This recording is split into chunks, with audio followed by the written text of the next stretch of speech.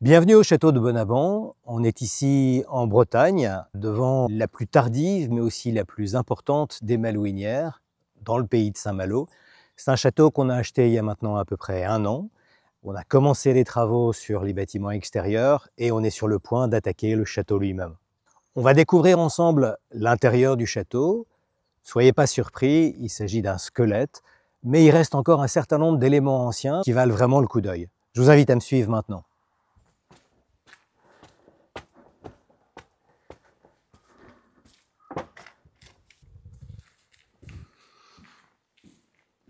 Donc on est ici dans le château de Bonabant. Le château de Bonabant a été construit à la fin du XVIIIe siècle, en 1777 exactement, et c'est ce qu'on appelle une malouinière. Ces malouinières sont en fait des résidences de campagne pour les riches armateurs de Saint-Malo. Ce qu'il faut savoir, c'est que l'histoire de Saint-Malo est absolument incroyable. C'est une cité qu'on appelle la cité corsaire, qui a véritablement bâti une fortune à partir du XVIIe siècle, investi dans le commerce, avec notamment l'Amérique du Sud, mais aussi l'Asie. Et ces armateurs, qui sont devenus des riches marchands, ont très vite capté une richesse absolument phénoménale. Il faut savoir, à titre d'anecdote, que 10% du stock d'or à l'époque en France était détenu par quelques familles malouines, par ces riches armateurs. Donc c'est vraiment une fortune assez colossale. Ici, très vite, alors qu'ils vivaient dans Saint-Malo intramuros, qui était excessivement dense, très occupé et relativement insalubre, ils ont très vite ressenti le besoin de s'extraire de ce site de Saint-Malo intramuros pour trouver une villégiature, pour trouver le grand air et en fait une maison à la campagne. Donc ils ont commencé à se faire construire assez proche de Saint-Malo, mais dans la campagne, donc à quelques exceptions près, sans vue sur la mer, sans lien avec la mer, ils se sont fait construire ces villégiatures, relativement modestes au départ. C'est le début du XVIIe siècle qui voit le début de ce mouvement. Elles finissent par prendre de l'ampleur, par devenir relativement opulentes. Et ici, on est avec Bonabant sur la fin du mouvement, la fin du cycle. On est à la fin du XVIIIe siècle. Et c'est un peu la malouinière de tous les superlatifs. On se trouve ici dans un lieu qui est beaucoup plus grand que les autres malouinières. Le château développe 2000 mètres carrés sur 4 niveaux, surtout avec des volumes et des hauteurs sous plafond assez spectaculaires. On a 5,25 m de hauteur sous plafond, donc évidemment quelque chose qui vaut statut social, qui a ce besoin de montrer, d'afficher une réussite, et aussi des éléments qui sont des éléments assez significatifs, assez remarquables, comme ce dallage qui a été préservé, qui est le dallage d'origine du XVIIIe, en marbre, puisqu'ils avaient l'habitude, en exportant des produits manufacturés en Amérique du Sud et dans d'autres contrées, de revenir avec des matériaux qui étaient des matériaux utiles pour eux, et ils mettaient notamment au fond des cales des bateaux des stocks de marbre.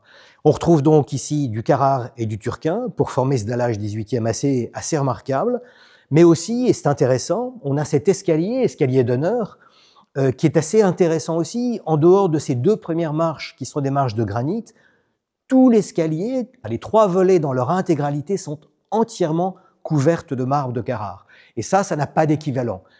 Dans les malouinières, on ne retrouve pas ce type de vocabulaire, ce type de matériaux, ou en tout cas cette opulence. C'est ce qui fait d'ailleurs dire à Chateaubriand, dans les Mémoires d'Outre-Tombe, qu'on trouve à Bonabant une magnificence dont on n'a même pas idée à Paris. Chateaubriand exagérait peut-être un peu. Mais en tout cas, c'est assez remarquable pour l'époque et c'est assez unique. L'état que vous découvrez ici aujourd'hui peut vous surprendre parce qu'on a un bâtiment qui a vraiment été dépouillé. Alors ce qu'il faut savoir, c'est que ce bâtiment, en fait, n'a pas fait l'objet de dégradation ou de vol ou de violence volontaire. Ce bâtiment, tel que vous le voyez aujourd'hui, il est simplement le résultat d'occupants successifs et d'usages répétés. Ce qu'il faut savoir, c'est que le château de Bonabant, à la Seconde Guerre mondiale, est transformé en maison de convalescence pour les soldats. Donc déjà, évidemment, imaginez que la plupart des décors sont démontés et qu'on va évidemment à l'essentiel. On définit un lieu pratique qui est destiné simplement à soigner les soldats. Ensuite, après-guerre, dans les années 50, en 54, il est transformé en colonie de vacances. Colonie de vacances pour accueillir des enfants de 8 à 12 ans pendant les grandes vacances. Et là, évidemment, on bouleverse complètement l'organisation du bâtiment et on va s'adapter à cet usage en installant des sanitaires, des dortoirs, et évidemment en ayant là aussi ce sens pratique qui sera le fil conducteur dans les aménagements successifs. Et donc, à cette époque, le château va perdre bon nombre de ses attributs et bon nombre de ses décors. Ensuite, il va être transformé aussi à nouveau en une autre colonie de vacances, cette fois-ci pour la Caisse des bâtiments et travaux publics. Donc à nouveau, on continue, on creuse le sillon et on transforme encore un peu plus. Et puis, dans les années 90, le château, cette fois-ci, est transformé en hôtel-restaurant. Mais l'hôtel-restaurant n'avait pas beaucoup de moyens et eux aussi ont amené leur pierre à l'édifice, si je puis dire, mais c'est plutôt l'inverse. Ça veut dire qu'ils ont contribué eux aussi à défaire et à démonter les décors successifs. À titre d'illustration, et c'est une anecdote qui en dit long, les grandes portes en chêne qui faisaient 4,40 m de haut et qui étaient vraiment les portes du château de Bonabant et qui étaient les portes d'origine du XVIIIe siècle, ont été brûlées au fond du parc pour être remplacées par des portes coupe-feu qui étaient imposées par la législation et les règlements liés aux hôtels-restaurants. Donc, c'est ces usages successifs qui ont vraiment contribué à défaire, démonter tous les décors. Donc, c'est pas de la violence, c'est pas de la dégradation volontaire, c'est simplement les époques mouvementées du XXe siècle qui ont amené à cet état-là.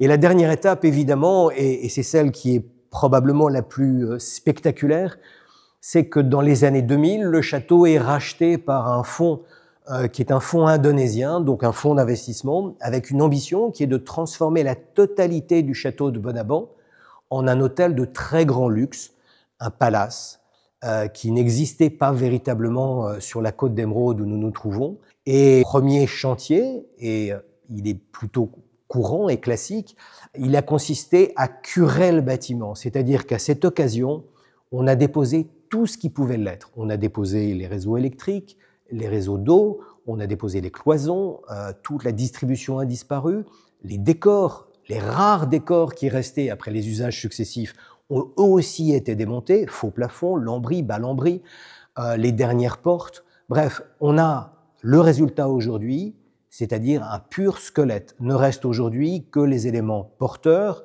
les murs de refend et l'ossature, le squelette de cette malouinière.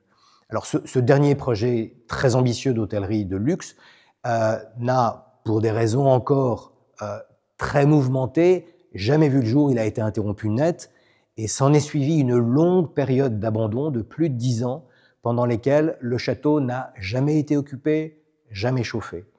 Mais le paradoxe, c'est en fait ce qui lui est arrivé l'a presque sauvé. Parce qu'en ayant dépouillé le château de la sorte, on en a fait un château qui respirait et qui pouvait passer les années sans trop d'encombre. Et quand on est arrivé, on avait évidemment une inquiétude qui était de savoir est-ce qu'il n'y a pas de la mérule, est-ce qu'il n'y a pas des problèmes structurels. Et on s'est rendu compte, même si quand on a signé un petit peu à l'aveugle, mais on s'est rendu compte rapidement, une fois qu'on avait reçu les clés et une fois qu'on était devenu pleinement propriétaire, et après avoir mené des analyses dans tous les sens et des audits, on s'est rendu compte que le château était sain, que parce qu'il avait été ventilé, il n'était affecté par aucune de ces problèmes type mérule et autres, et qu'on pouvait vraiment commencer à bâtir et à travailler sur notre projet. Alors, l'un des défis qu'on a eu en arrivant ici, il y a 1 an maintenant, c'était de comprendre la maison. Paradoxalement, cette maison a été très mal documentée. C'est un peu la mal-aimée ou l'oubliée des malouinières ou du patrimoine breton. Et donc, on s'est livré d'abord véritablement à un travail de recherche, d'archives, d'études, pour voir évidemment qui étaient les propriétaires successifs, mais aussi quel était l'usage de la maison et quel était le plan. Parce que quand vous arrivez dans une maison comme ça, qui a été dépouillée, qui a été entièrement déshabillée, vous ne devinez plus où se trouve la salle à manger, ce qui était une chambre, ce qui était une salle de bain, etc. Et donc, on a en premier lieu un travail d'enquête, un travail de reconstitution qui nous a permis à peu près de deviner aujourd'hui, et ça de manière assez certaine, quels étaient les usages respectifs des pièces. Alors ici, par exemple, on est dans ce qui était décrit dans les études et dans notamment les actes notariés, on est dans le salon des marbres. Ce qui est assez inédit, notamment dans les malouinières, c'est que c'était véritablement une pièce d'apparat, où on retrouve ce dallage. Dans la plupart des malouinières, en position centrale, on avait la salle à manger. Ici, c'est pas le cas. On garde une pièce d'apparat qui est dans le prolongement de la grande entrée. Et on avait à l'époque, dans les médaillons, dans les 4 angles, on avait les 4 saisons avec des sculptures en marbre et tout un décor. On garde évidemment ce dallage 18e d'origine. Pour le reste, le décor a été démonté. Vous noterez aussi, et c'est intéressant, qu'on n'a plus les planchers d'origine dans beaucoup de pièces. Ici, on se retrouve avec un plancher béton. Et ça, c'est évidemment ce qui avait été imposé par les usages liés aux collectivités, colonies de vacances, hôtels, où il a fallu renforcer la structure du bâtiment et mettre des planchers béton. Ce qui est assez rassurant quand on est acquéreur, mais ce qui évidemment nous donne un peu de nostalgie en imaginant qu'on aurait préféré avoir, pourquoi pas, un plafond à décor et le plafond d'origine. Bon, mais ça, c'est un petit peu toute la dualité et ce qu'on a systématiquement ici dans le château de Bonabant. De la même manière, on a deviné, et ça c'était assez intéressant, dans ce deuxième salon, que c'était le salon des tapisseries. Et là, on voit ce décor, ou en tout cas on le devine, si vous détaillez les murs ici, vous voyez que sont scandées ces grandes traverses. En fait, les marques sur les murs représentent tout simplement les ossatures bois de ce qui permettait de tendre des tapisseries. Et on avait ici les victoires d'Alexandre sur des cartons de Lebrun qui sont décrites dans les inventaires, et notamment dans les inventaires notariés. Et cette toile, cette salle, c'était la salle des tapisseries. Tous les murs étaient tendus de ces tapisseries et c'était un décor très, très opulent. Il faut savoir que le château de Bonabant a connu 2 grandes époques. L'époque des armateurs qui l'ont fait bâtir, les Lefebvre, qui ont vraiment détruit ce qui était autrefois le château existant sur la place Forte pour faire ce château à la fin du XVIIIe. Et ensuite, il y a une autre famille qui a beaucoup marqué le château, qui est la famille des Kergariou, le comte de Kergariou. Et le comte de Kergariou avait notamment aussi, lui, fait dans cette pièce un décor de tapisserie et un assez riche mobilier. C'est les premières photos que l'on a retrouvées qui détaillaient ce salon. C'est la seule pièce qu'on ait retrouvée photographiée et véritablement documentée. Ce salon qui avait vraiment un mobilier très ambitieux et très haut de gamme. Ce qui est intéressant à noter justement, parce que ces familles avaient aussi généralement des hôtels particuliers à Paris et avaient une vie mondaine. Et ce qu'il est intéressant de noter, c'est que ces malouinières étaient très largement inspirées des hôtels particuliers parisiens. Et on retrouvait aussi bien dans la distribution que dans les décors, dans le mobilier, des similitudes qui montraient justement non seulement le statut social, mais aussi la richesse, la réussite de ces gens-là. Mais c'était pas pour les malouinières tardives comme Bonabant, c'était pas des maisons rustiques qui étaient certes des maisons de campagne et des maisons de villégiature, mais on avait un décor qui était assez opulent et qui était assez impressionnant. Et on trouve notamment dans les distributions qui sont totalement inédites pour des bâtiments 18e. Notamment à l'étage, et on le verra plus tard, on verra qu'il y a un couloir central qui dessert les chambres de part et d'autre, ce qui est tout à fait nouveau au XVIIIe siècle, où on avait encore conservé les habitudes des XVIe et XVIIe, de pièces commandées qu'il fallait traverser pour accéder à la suivante. Et là, on a vraiment, dans l'ossature, dans le plan de ce bâtiment et des malouinières tardives, des plans qui sont très avant-gardistes, qui sont très innovants pour l'époque, et ça, c'est quelque chose d'assez remarquable et d'assez intéressant. Alors évidemment, quand on arrive dans une maison, dans cet état-là, je parle de squelette, parce qu'effectivement, c'est la première image qui me vient à l'esprit, la question est de savoir qu'est-ce qu'on en fait. Est-ce qu'on recrée un décor 18e? Et là, les limites de l'exercice arrivent très vite, puisqu'on n'a pas de documentation et on n'a pas de description précise du décor qui existait au temps des Lefebvre. Donc on ne peut pas se livrer à une reconstitution à l'identique. On doit forcément, quelque part, imaginer ce qui pouvait être fait à l'époque. Donc ce n'est pas le parti qui est le nôtre. Le parti qui est le nôtre, c'est de garder des traces du temps et de faire de cette demeure une maison particulière, puisque c'est un château que l'on va occuper, mais c'est aussi un château qui va recevoir la collection d'art contemporain qu'on a constituée depuis maintenant 30 ans. Donc, ce qui vous explique peut-être pourquoi on est tombé amoureux de ce lieu, là où beaucoup ont pris leurs jambes à leur cou et se sont enfuis en courant très vite. Ce qui nous a plu, nous, c'est véritablement qu'on se trouve dans une page blanche, sur un écran blanc sur lequel on peut absolument produire ce que l'on souhaite. Autre élément clé, c'est que ce château, paradoxalement, malgré sa situation, malgré le site qu'on va découvrir après, qui est assez exceptionnel, n'a fait l'objet d'aucun classement, d'aucune forme de protection. Il n'est pas monument historique, il n'est pas à l'inventaire supplémentaire des monuments historiques. Il est vraiment considéré comme une maison lambda, ce qui explique d'ailleurs les modifications successives qui l'ont affecté, mais ce qui nous donne, nous, une formidable liberté de choix. Donc ici, typiquement dans cette salle, on va refaire le sol, parce que le sol n'est pas très intéressant, c'est un parquet des années 50 qui est marqué et qui n'a vraiment aucun caractère. Mais on va garder les murs tels que vous les voyez aujourd'hui, avec justement ce que j'évoquais, ces traces des châssis bois qui supportaient et tendaient les tapisseries 18e, et tout cet appareillage granit qui est vraiment le vocabulaire malouin, le vocabulaire breton. C'est ce matériau qu'on retrouve systématiquement en Bretagne, et c'est l'austérité qu'il incarne, c'est cette minéralité qui nous inspire et nous touche particulièrement. On a un décor qui a une forme d'humilité, même si on est très ambitieux dans les volumes et que c'est une demeure qui est aussi une demeure d'apparat, il y a quelque chose qui reste très terrien et ça c'est quelque chose qui nous touche, et typiquement sur cette pièce, c'est ce qu'on va conserver. Et on va également conserver ce plafond béton qu'on retrouve ici aussi, avec ses défauts de ci, de là, avec des appareillages qui sont imparfaits ou qui ont été un petit peu endommagés, mais qu'on va garder exactement dans l'état. Cette idée, c'est toujours d'arriver à avoir une forme de raccourci de l'histoire du château pour qu'on comprenne vraiment ce qui lui est arrivé, quels ont été les usages successifs, et qu'on garde une trace de tout ça. Le premier chantier qui est le nôtre aujourd'hui en termes de rénovation, de réhabilitation, c'est le chantier du bâti et du couvert. L'ambition qui est la nôtre, c'est de restaurer le bâti 18e. Donc l'enveloppe extérieure doit être exactement conforme à ce que les Lefebvre avaient imaginé et fait construire en 1777. Donc on a d'abord commencé par un gros chantier de démolition pour enlever tous les appendices du 20e. On a notamment détruit une terrasse en béton, un escalier de secours en béton, un appentis, une remise. Tout ça, c'était des ouvrages béton, une chaufferie qui était véritablement un bunker, une sorte de blocos enterré en béton armé. Tout ça a été démoli de manière à ce qu'on retrouve le dessin premier.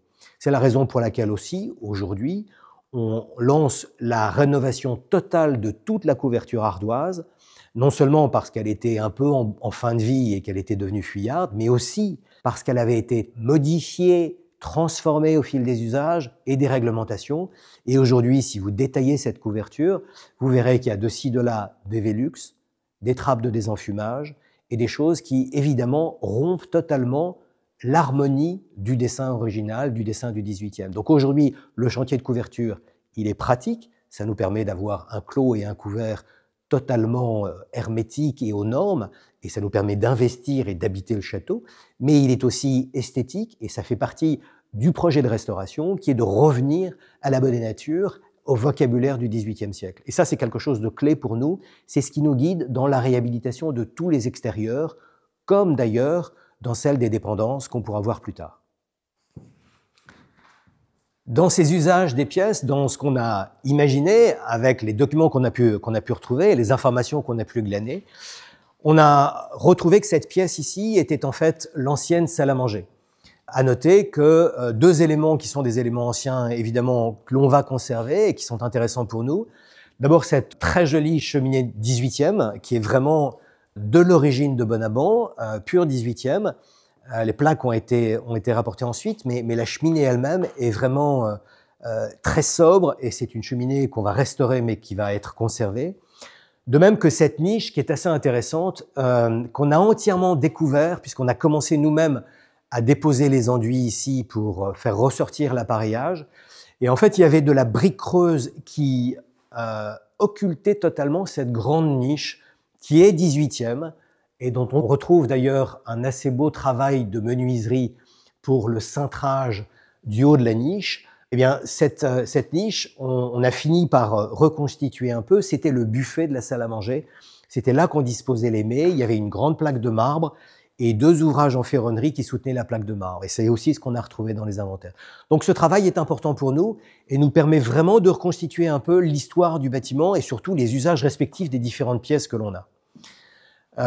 Ici, on a aussi un élément qui est assez intéressant. Ça, c'est l'état dans lequel on a acheté la maison. Et ce qui est intéressant, c'est que c'est typique des malouinières. À chaque extrémité, sur les ailes, on a ces demi-niveaux, ces entresols. Et en fait, c'était les lieux de domesticité. C'est-à-dire qu'une partie des domestiques de l'époque étaient proches des pièces de réception et vivaient là, et c'était des pièces de service. Et on retrouve à cette extrémité et à l'autre extrémité du bâtiment ces planchers et ces demi-niveaux. Donc ça, c'est intéressant. On trouve ici aussi, d'ailleurs, une assez jolie cheminée qui est également 18e. Donc là, maintenant, on va traverser ce qui était probablement une chambre, telle qu'on l'a décrit dans les inventaires, pour ensuite accéder à l'étage, qui, vous verrez, n'est pas en meilleur état. Donc ici, on a encore quelques éléments de décor. C'était une chambre, telle que décrit dans les inventaires. On retrouve quelques éléments de décor, un parquet qui est assez joli, qui a été un peu malmené, un peu restauré, mais qu'on va nous refaire vraiment et restaurer dans les règles de l'art, qui est un parquet 18e, et une cheminée qui elle est plus récente, qui est une cheminée 19e, mais qui est intéressante et qui va être conservée aussi. Donc là aussi, on a un décor sur les murs où on retrouve là les traces des bas lambris, des lambris et vraiment de la décoration de l'époque.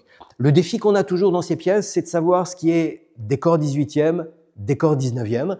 On arrive à le resituer parce que les matériaux ne sont pas les mêmes et que les modes n'étaient pas les mêmes, mais ça fait partie effectivement de ces défis que l'on a aujourd'hui à documenter et à comprendre le bâtiment. On va ensemble aller à l'étage et emprunter cet escalier d'honneur qui évidemment est une des marques de Bonaban et un des signes de la richesse des lieux tel qu'il avait été imaginé par la famille Nefer en 1777.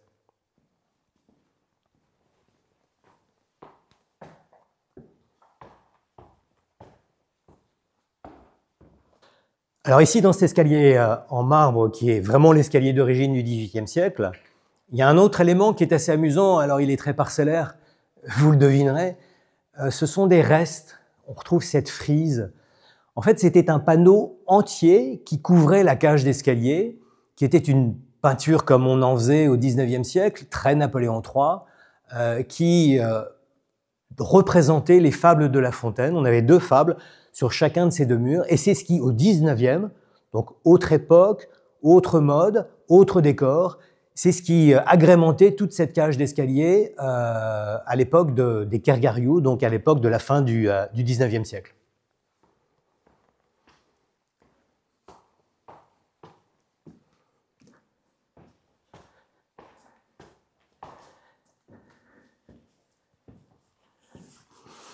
Ici, on a à peu près 4 mètres de hauteur sous plafond, donc on garde toujours des très belles hauteurs. Mais évidemment, on a ce plateau qui a été totalement ouvert, libéré des cloisons, des portes, des décors. On retrouve ces plafonds béton, donc on retrouve vraiment un espace très surprenant. Notre projet consiste à aménager ici des chambres, simplement à notre usage, puisque c'est pas un projet hôtelier, c'est pas un projet touristique. Ça sera vraiment ici la partie habitation, la partie nuit, et dans lequel on va aménager 4 chambres qui seront des chambres d'amis, et puis une très grande chambre qui sera notre chambre à nous. Mais ça sera vraiment l'étage nuit. On garde l'étage du bas, l'étage noble, en salon de réception et en espace aussi de présentation de la collection. Un des éléments clés qui évidemment nous a séduit lorsqu'on a visité, même si la première fois qu'on l'a visité, c'était en plein hiver sous la pluie, mais l'un des éléments clés qui nous a séduit, c'est ces fenêtres. On est sur cette architecture 18e où on a des fenêtres absolument partout et une luminosité dans le bâtiment qui est absolument exceptionnelle. Donc on retrouve ici typiquement ce qui fait l'âme du bâtiment, ces 2 tourelles qui elles aussi sont vitrées, 3 expositions dans ce qui sera ici une grande chambre, parce que quitte à habiter un château, autant se faire plaisir. Et on retrouve l'exposition sud avec le parterre sud du château, l'exposition ouest qui donne sur la grande pièce d'eau qui fait à peu près 1 hectare, et l'exposition nord qui donne sur le parterre nord, qui est la cour d'honneur quand on arrive au château. Donc on arrive vraiment avec ces multiplicités d'ouvertures et avec cette lumière absolument fabuleuse à avoir des lieux qui sont des lieux de vie profondément chaleureux. Enfin, je veux dire, c'est quand même, cette architecture 18e est une architecture qui se plaît vraiment à une forme de douceur de vivre qu'on n'a évidemment pas sur les architectures plus défensives est beaucoup plus dur. Là, on est vraiment sur l'esprit même d'une villégiature, d'une maison dans laquelle il doit faire bon vivre.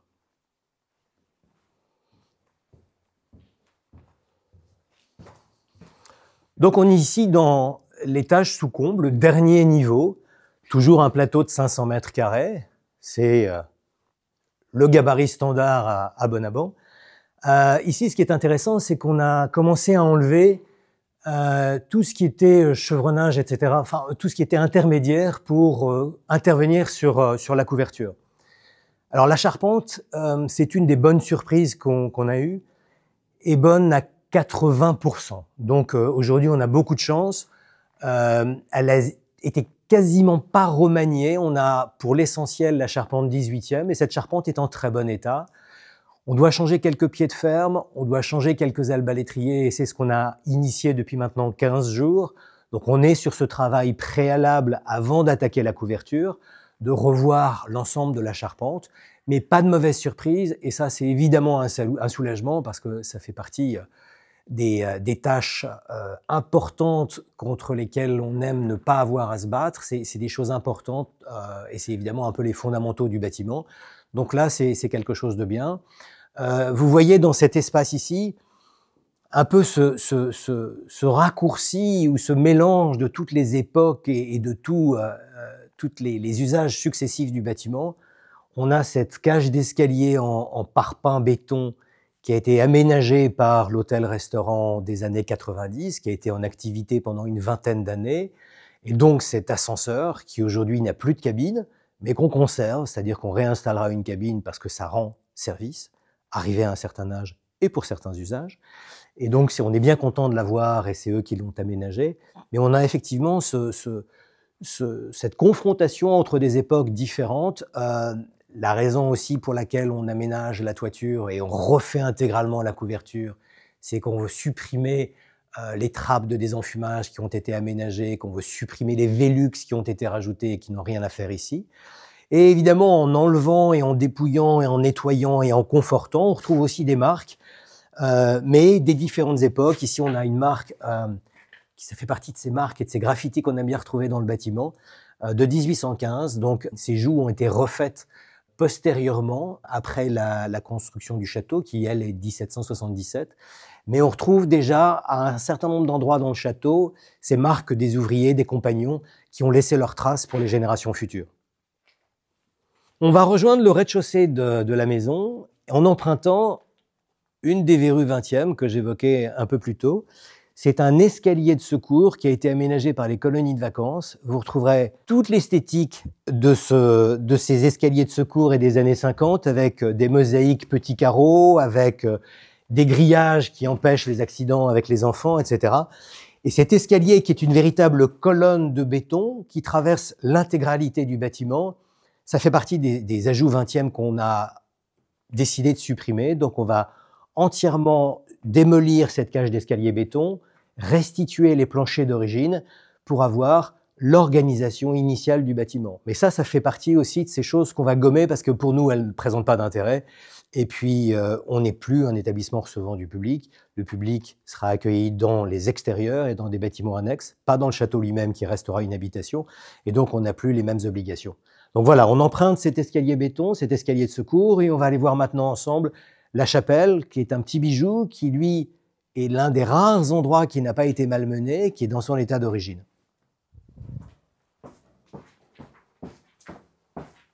Alors, on va aller dans ce qu'on appelle nous la chapelle, mais qui est véritablement un oratoire, puisqu'on est dans le corps du château. Cet oratoire, il a été aménagé par le comte de Kergariou au XIXe siècle. Vous en verrez un exemple parfait, c'est vraiment un pur décor XIXe. Il a été aménagé parce que les Kergariou étaient très croyants et que la chapelle d'origine qui était dans le parc avait été démolie. Et donc, il fallait absolument un lieu de culte.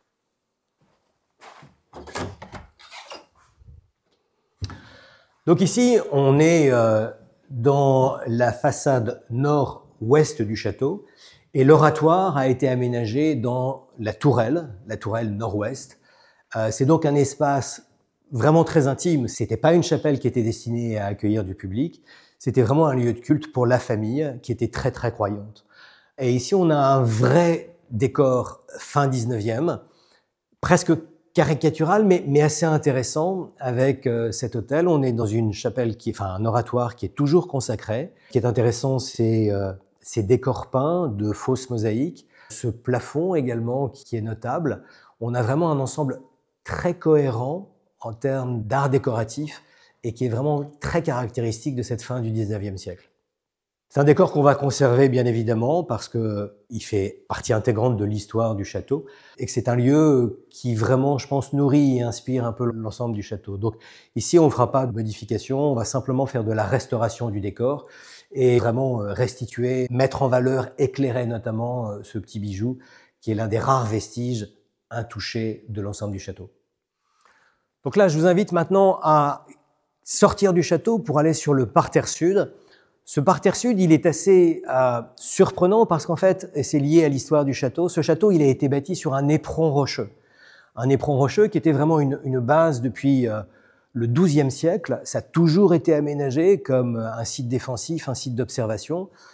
Quand les Lefebvre, ces riches armateurs au XVIIIe siècle, décident d'en faire leur résidence, leur villégiature, ils détruisent le château existant, mais gardent évidemment cette configuration sur cet éperon rocheux.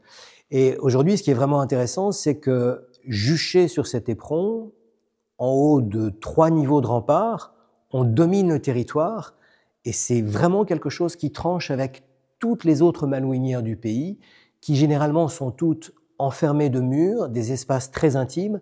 Là, on a un rapport au paysage, un rapport au territoire qui est totalement inédit.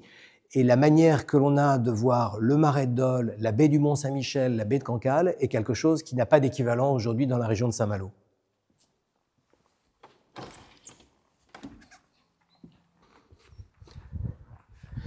Donc ici, ce qui est notable évidemment, c'est qu'on a, comme je l'évoquais, ce rapport un peu en hauteur, ce qui fait que la terrasse sud, qui est vraiment, qui bénéficie d'un ensoleillement toute la journée, on aperçoit en fait uniquement la cime des arbres. On est dans la canopée des arbres.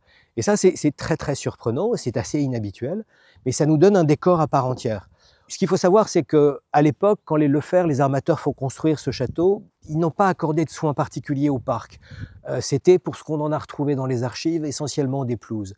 Le décor, il est intervenu plus tard, avec l'époque des Kergariou au XIXe siècle, où il a donné lieu à un jardin très travaillé, fait de broderie, jardin à la française, mais très Napoléon III. Ce jardin a assez vite disparu. Et ensuite, les usages avec les colonies de vacances, hôtels, etc., n'ont jamais restitué véritablement de décor. Donc aujourd'hui, et vous le voyez au pied ici de la terrasse, on est en train ça fait 1 an qu'on travaille, depuis qu'on a reçu les clés du château, qu'on travaille à l'aménagement du parc. On va créer un décor qui sera un décor contemporain, mais vraiment d'esprit jardin à la française, qui sera un jardin de verdure, qui va démarrer ici ce mois-ci. Donc vous avez la chance de voir l'avant, et je vous invite à venir pour découvrir l'après. Mais on va totalement changer la physionomie des lieux, et on va avoir quelque chose qui sera un petit peu plus travaillé, et qui fera partie du parc de sculptures qu'on aménage également, qui sera la première chose qu'on ouvrira au public. Donc il y a déjà une sculpture qui a été posée ici, avec cette grande pièce de Philippe Ichili, mais il y aura évidemment d'autres sculptures sur l'ensemble du parc, sur l'ensemble des 25 hectares, qui nous permettront de développer vraiment des promenades très très différentes, que ce soit le bois de 3 hectares, que ce soit le long de la pièce d'eau d'1 hectare. Tout ça est vraiment des ambiances et des esthétiques assez différentes qu'on va conjuguer dans le futur parc qui sera ouvert et proposé au public. Ce que je vous propose maintenant, c'est simplement d'aller au bout du parterre sud.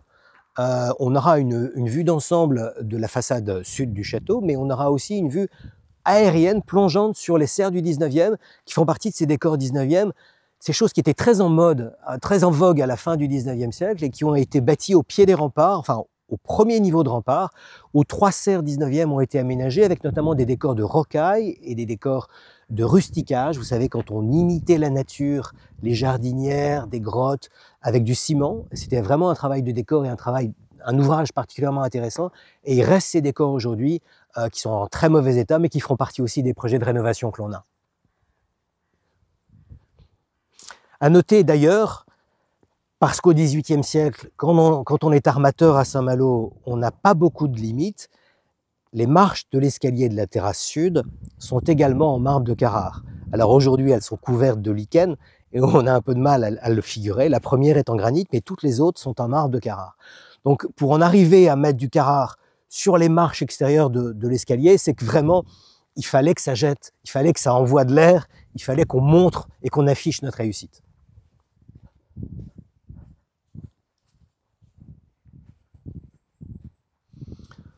Donc ici, on est au pied du château, on est un peu dissimulé par le rempart, et on découvre ce décor assez incroyable de serres qui sont vraiment typiques de la fin du 19e siècle, avec ces ouvrages de ferronnerie, escaliers de service, les rayonnages pour les pots.